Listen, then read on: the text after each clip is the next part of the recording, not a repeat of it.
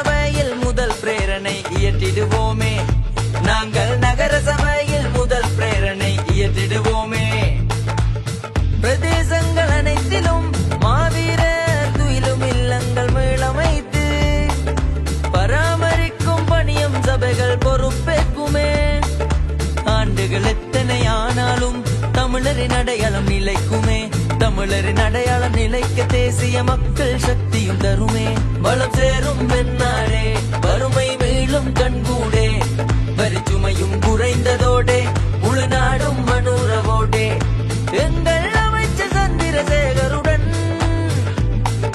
வடக்கு முழுதை தேசிய மக்கள் சக்தியின் 7 பிரதிநிதிகளுடன் 5 ஆண்டு காலம் எம் பெயர் சொல்லுவே.